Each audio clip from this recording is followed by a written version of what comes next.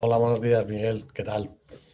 Muy bien, muchas gracias por estar hoy aquí con nosotros en esta serie de podcast que estamos haciendo desde Redcar.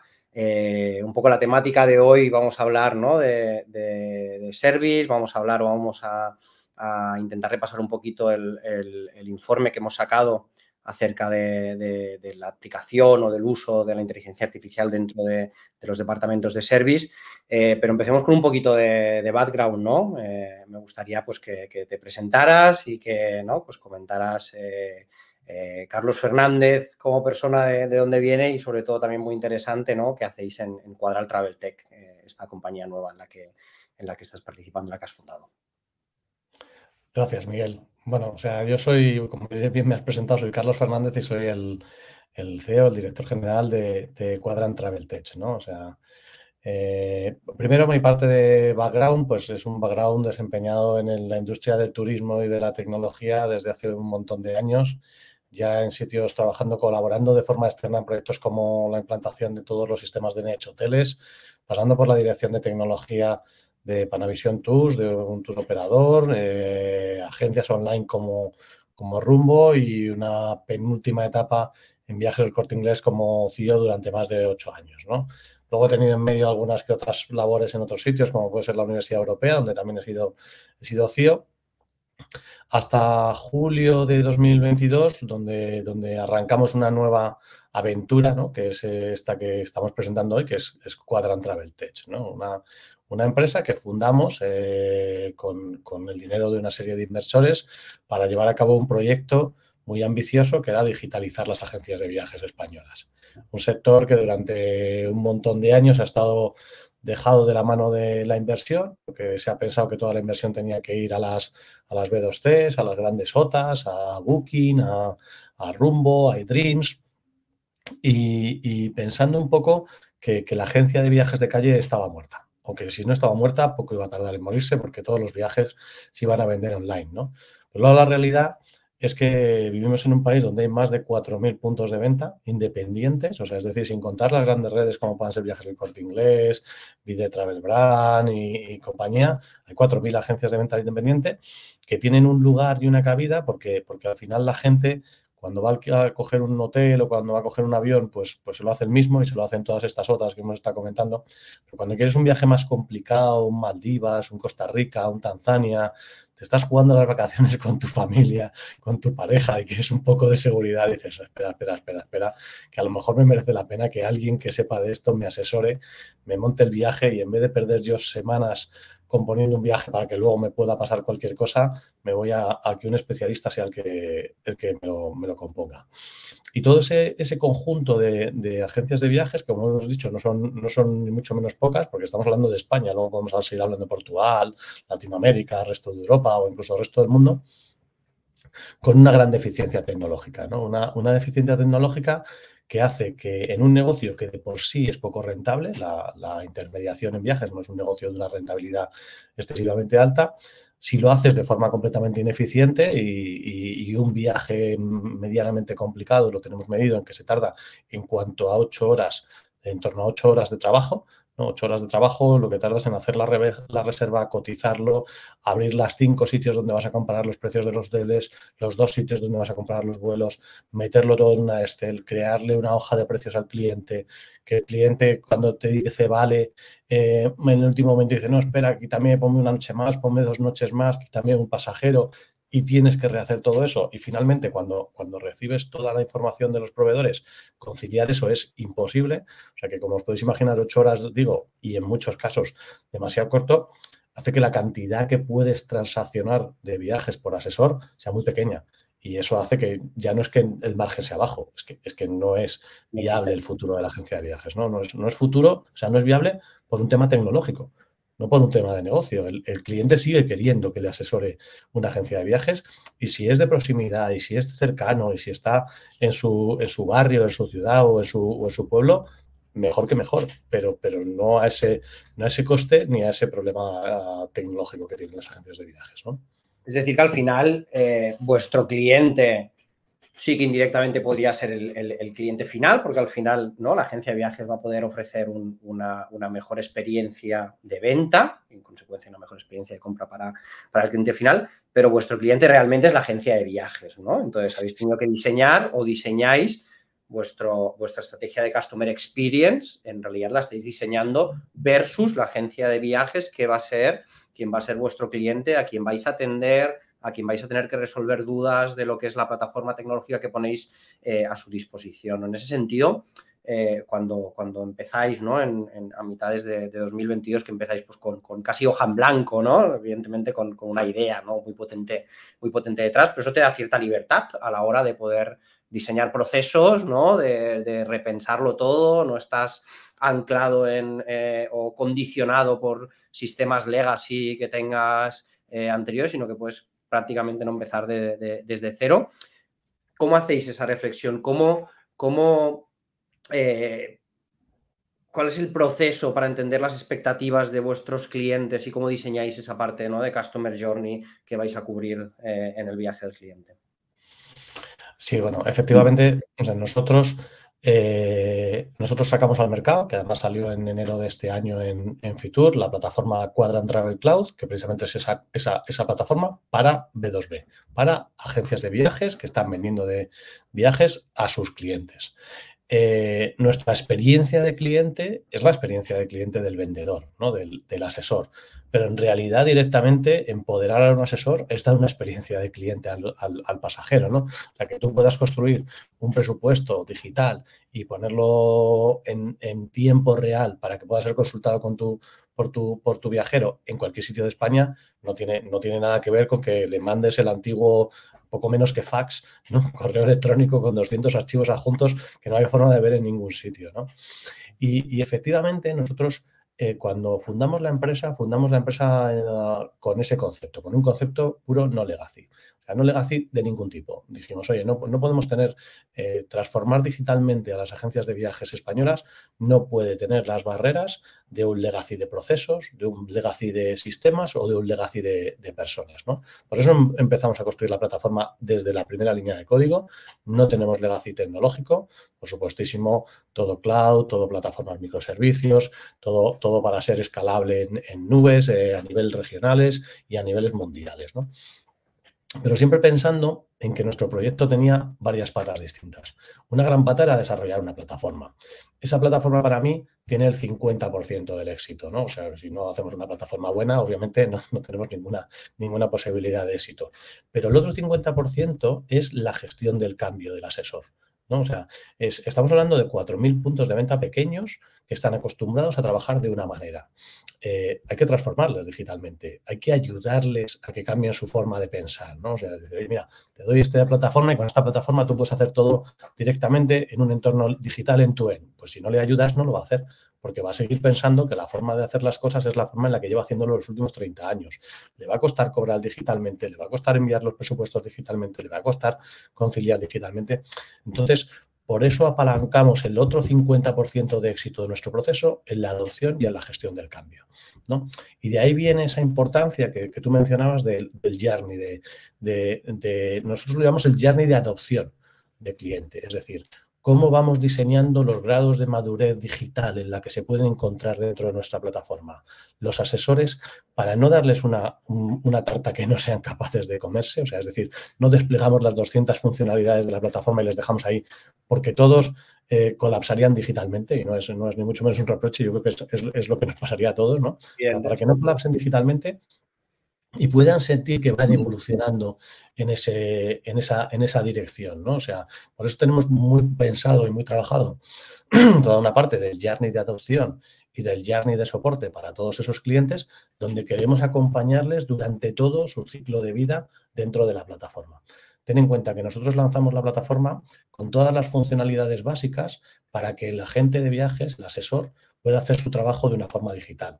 Pero durante el próximo año lo vamos complementando con módulos que realmente le habiliten nuevas capacidades digitales, con la capacidad de utilizar inteligencia artificial generativa para que le ayude a componer viajes donde no está maduro, con la inteligencia artificial para que le ayude a interpretar sus datos, con la capacidad de generar producto propio, con digitalizando su relación con los corresponsales. Todo eso es muy difícil meterlo en un único sitio. Todo eso tiene que ir gradual y tiene que ir pasando por una serie de puntos. Oye, cuando llevas determinado número de presupuestos, eres maduro suficiente para empezar a avanzar fases, y ese es uno de los puntos donde nosotros intentamos tener mucho más cuidado, ¿no? No soltar la bomba y escondernos, porque nuestra garantía de éxito es muy baja. Hay una parte ahí muy importante que a lo mejor merece la pena comentar, ¿no? Y es, oye, el modelo de negocio es un modelo de negocio en el que queremos que todas las agencias de viajes independientes acaben usando nuestra plataforma, se comporte como un estándar de mercado para ellas, ¿no? Para ello, el coste de entrada en la plataforma es cero. Eso tiene una cosa muy buena y tiene una cosa muy mala. Que el coste de la plataforma sea cero significa que es gratis, que a todo el mundo le encanta entrar en la plataforma. Que no pagues por usar una plataforma significa que es muy fácil que la dejes de usar.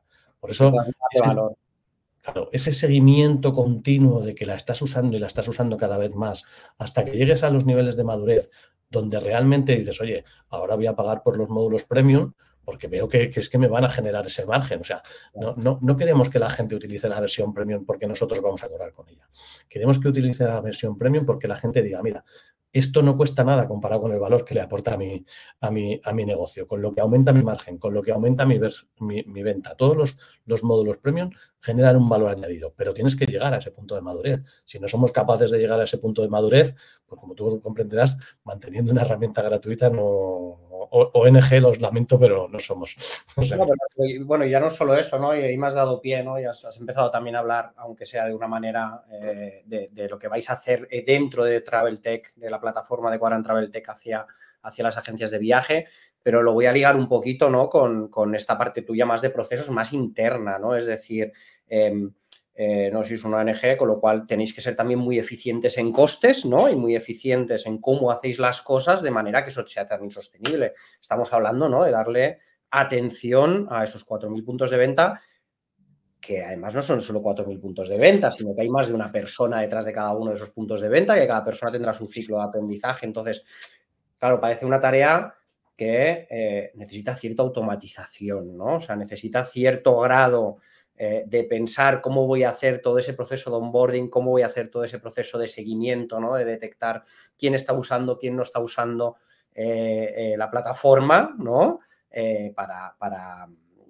Para asegurarme, ¿no? de que el negocio funciona, ¿no? Dentro del report que hemos presentado y que tenéis todos aquí el QR para poder descargarlo si lo consideráis interesante, hay un informe donde se habla de ese balance, ¿no? entre lo que invierto y tener, ¿no? la empatía suficiente para asegurarme de que la atención al cliente es buena, pero controlando esos costes, ¿no? ¿Cómo lo planteáis esto?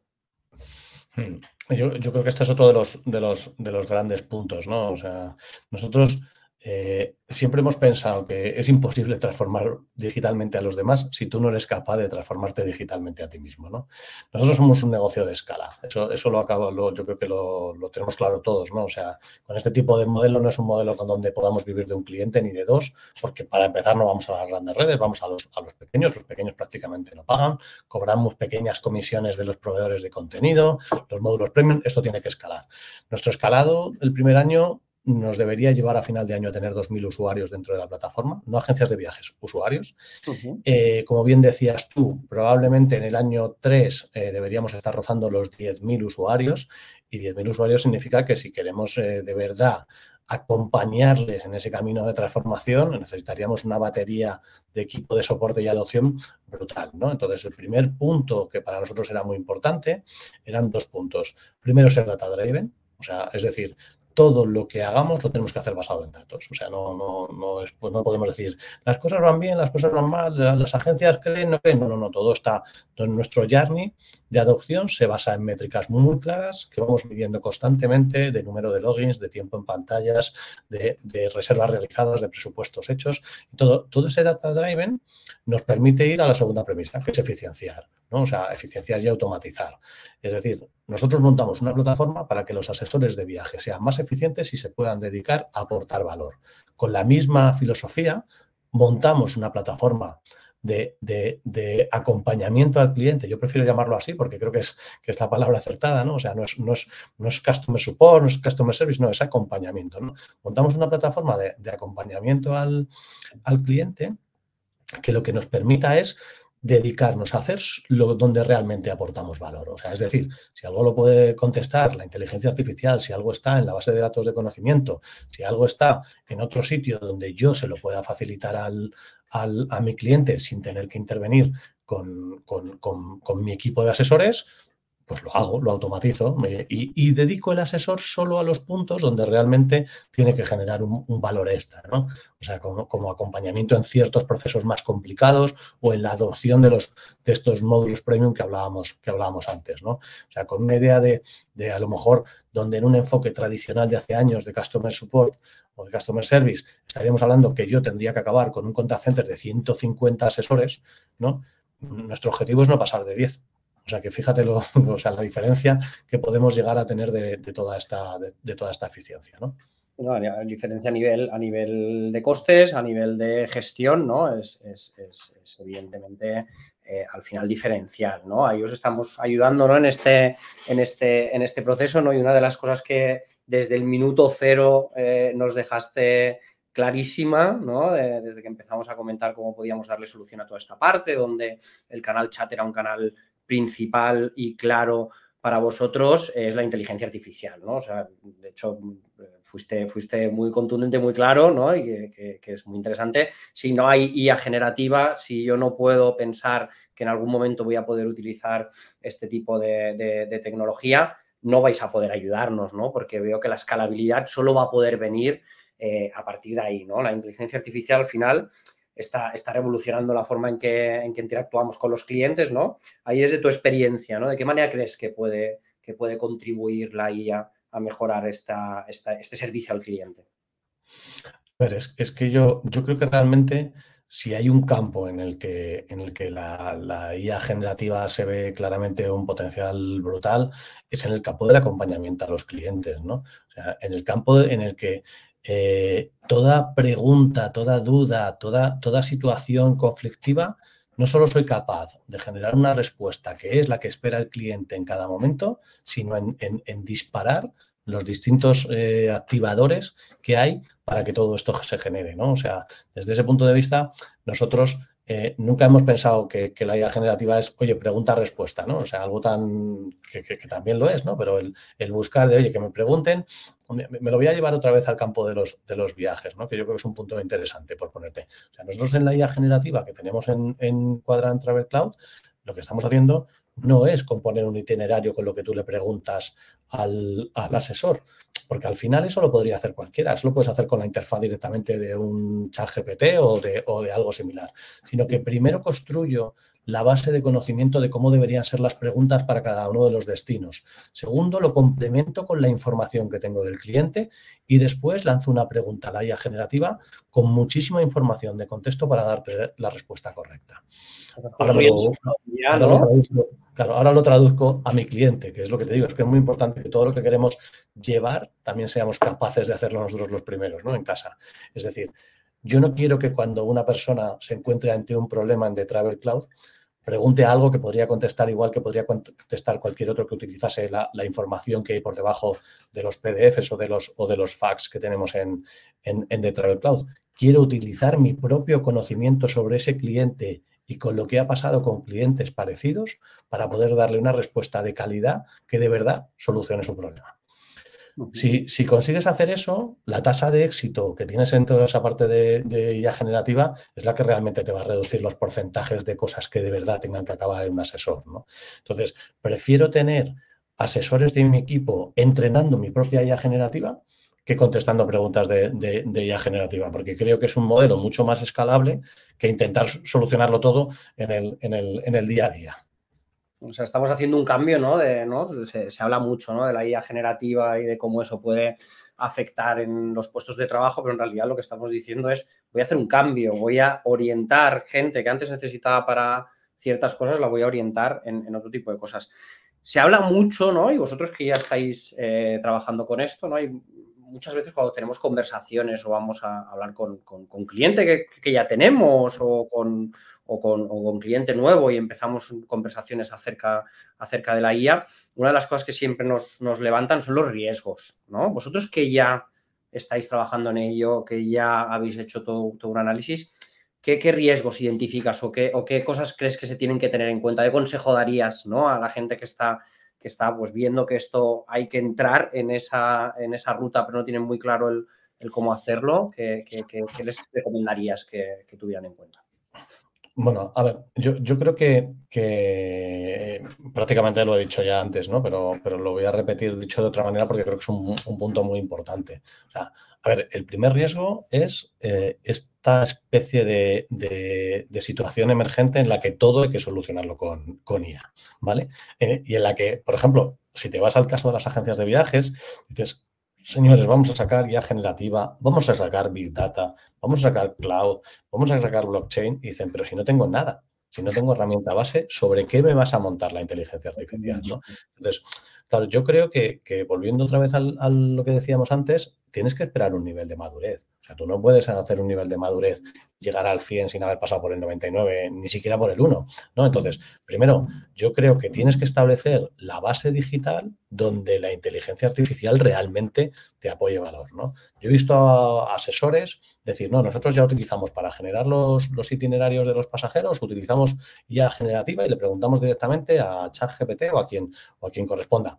Claro, la solución está en que dice, bueno, pero es que la mayor parte de las veces no me da la información bien, no me da la información que necesito, con lo cual, o sea, primero hay un punto de riesgo, como siempre, de eso, oye, lo que no hay garantía sobre la respuesta de la IA generativa prácticamente nunca. Lo que pasa es que, bueno, si vives en un mundo B2, B2C, o sea, es decir, que son los asesores los que leen lo que dice la inteligencia artificial y de alguna manera se lo llevan al cliente, pues ya actúan como un filtro intermedio, ¿no? Que es un buen punto. Las alucinaciones. Claro, aún así, si no has preparado suficiente la base de digitalización de esos asesores, es imposible que hagan ese trabajo, ¿no? Entonces, el cliente final no va a ser capaz de hacerlo porque también hemos hecho muchas pruebas de concepto. Os recomiendo, mejor dicho, no os recomiendo que os probéis a haceros un itinerario de 10 días por cualquier sitio del mundo con IA generativa y que lo sigáis, porque probablemente acabéis en un pantano o en época de lluvias o en un sitio donde tengáis que hacer 16 horas en autobús, porque esas cosas la IA generativa no las entiende, pero tu familia sí, ¿eh? Te lo voy avisando. O sea que, entonces, yo creo que el peligro de la IA generativa es, a día de hoy, no viene con garantía ni con disclaimer, con lo cual no la puedes dejar sola, o sea, tienes que trabajarla. Y además, otro de los puntos que para mí es súper importante de la IA generativa es el paradigma de la calculadora, que yo les explico a mis hijos de vez en cuando. Es decir, si no sabes hacer las cuentas sin calculadora, no uses la calculadora. Entonces, si no sabes la respuesta a las preguntas o cómo debería ser por lo menos las respuestas de la IA generativa o cómo la montarías tú, no se la preguntes porque no vas a saber realmente qué puedes hacer con esa respuesta de IA generativa. Cuando sepas las respuestas que debería dar, úsala para eficienciar tú. Donde tú responderías una, ella va a responder 1000 y va a escalar tu capacidad, ¿no? O sea, donde nosotros estamos diciendo, oye, cuando yo sepa lo que va a contestar a la confección de un itinerario, será cuando yo le pueda lanzar a generar mis itinerarios. Si yo no sé lo que va a contestar, no puedo lanzarle ese reto a la IA generativa, porque el problema lo puedes generar en escala, o sea, no con uno, sino... Y luego hay un riesgo que yo creo que hay gente que lo sabe y gente que no lo sabe, yo lo dejo ahí por si acaso alguien tal, y es la IA generativa a día de hoy es no determinista. O sea, juguemos con esa carta que es importante, ¿no? O sea, es decir, si le pregunto 10 veces lo mismo y no me va a contestar 10 veces lo mismo, piensa dónde lo vas a usar bien, ¿no? O sea, tú imagínate que le pido la IA generativa para los cálculos para ir a Marte y de 10 veces me da 9 cálculos distintos. ¿Cómo voy a Marte? O sea, ¿qué cálculos uso? Porque me la estoy jugando, ¿eh? O sea, que yo creo que todavía, ahora eso sí, creo que es una revolución industrial brutal la que estamos viviendo y que los próximos, o sea, la velocidad a la que va era no determinista hace 2 años, hace 3 años y ahora los niveles de no determinismo están en umbrales súper bajos y estoy seguro que en 2 o 3 años no estaremos hablando ni siquiera de esto. Un poco cogiéndote el guante, ¿no? Y ya para terminar, que se nos acaba el tiempo, a nivel de experiencia de cliente y a nivel de IA, ¿qué ves, ¿no? ¿Qué piensas que puede ser lo siguiente, ¿no? ¿Qué entendéis que puede ser lo siguiente que pueda influir a nivel de IA en experiencia de cliente? A ver, yo creo que realmente el siguiente paso grande que vamos a dar, y me voy a películas de ciencia ficción, yo creo que ya va a llegar el momento en el que la IA entrene a la IA, ¿vale? Y a partir de ahí el siguiente salto va a ser, ya va a ser exponencial. Ya lo estamos en una situación exponencial, pero en el momento en el que la IA entrene a la IA será totalmente exponencial y ahí sí que estaremos hablando de adiós a la programación de código como la tenemos entendido nosotros, adiós a la confección de viajes como lo tenemos entendido nosotros. Lo que pasa es que en ese momento tendremos que reinventarnos, dependiendo de la situación, de la madurez que hayamos adquirido con las tecnologías anteriores, seremos capaces de reinventarnos. Si no, nos va a pillar muy grande y no nos vamos a reinventar, dalo por seguro.